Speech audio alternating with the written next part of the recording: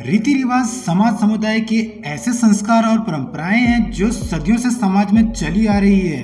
प्रत्येक समाज समुदाय में अपने धर्म एवं मान्यताओं के आधार पर अलग अलग रीति रिवाज परंपराएं होती हैं जो प्रत्येक समाज के सामाजिक जीवन और दैनिक जीवन का हिस्सा बने हुए हैं। लेकिन दोस्तों, हमारी पृथ्वी में ऐसे अनेकों समाज रहते हैं जिनकी रीति रिवाज परंपराएं अन्य सामाजिक परंपराओं से बिल्कुल भिन्न हैं, जिनके जान आप चौंक जाएंगे। कुछ रीति रिवाज तो इतने अजीब है कि आप विश्वास ही नहीं कर पाएंगे कि आज के समय में ऐसा कैसे हो सकता है।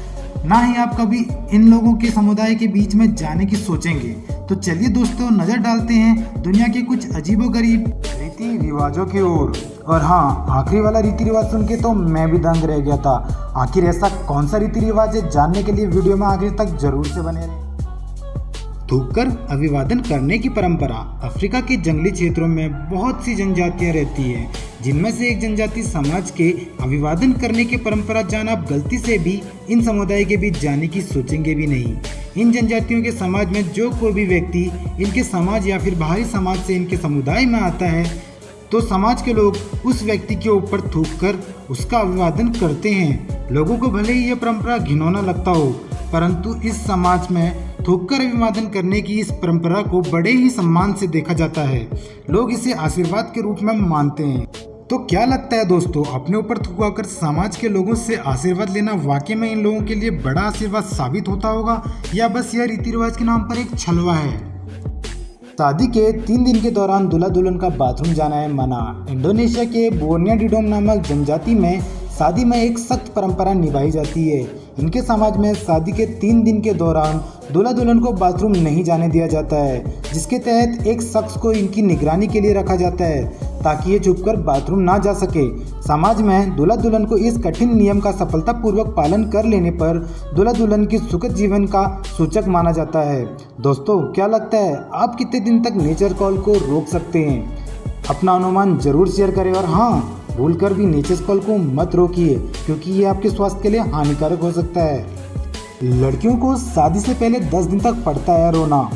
जब किसी लड़की की शादी होती है और वो अपने घर से विदा होकर किसी अन्य व्यक्ति के साथ पूरा जीवन बिताने जाती है, तो यह पल परिवार के हर व्यक्ति के लिए भावुक पल होता है।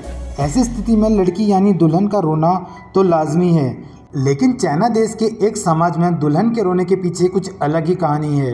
इस समाज में लड़की को शादी से ठीक 10 दिन पहले लगातार इन 10 दिनों तक रोना होता है। अगर लड़की रोने से इनकार करती है या पूरे 10 दिन तक रोने का दिखावा करने में असफल हो जाती है, तो उस स्थिति में समाज में लड़की और लड़की के माता पिता को समाज के लोगों के सामने अपमान और कहासुनी का सामना करना पड़ता है। महिलाओं को अपहरण कर विवाह करने की परंपरा। महिलाओं को अपहरण कर विवाह करने की यह घिनौनी रीति रिवाज रोमानी जिप्सी घुमक्कड़ समुदाय में होता है। इस समाज और समुदाय के अनुसार अगर कोई पुरुष किसी भी महिला का अपहरण करके उसे 3 दिन तक अपने घर में बांध कर रखने में कामयाब हो जाता है, तो ऐसे में समाज द्वारा उस व्यक्ति से उस महिला की शादी करवा दी जाती है। समाज में उस महिला की अनुमति, पसंद नापसंद की परवाह नहीं की जाती है। तो मैं तो इस जबरन विवाह की परंपरा के बिल्कुल खिलाफ हूँ। आप में से कितने लोग मुझसे सहमत हैं, मुझे कमेंट बॉक्स में जरूर बताएं। इसी तरह से न जाने कितने अनेक गांव हैं, समाज हैं, जहां पर महिलाओं को अपने अधिकार, अपने सम्मान और अपनी पहचान के लिए समाज के मापदंडों से गुजरना पड़ता है।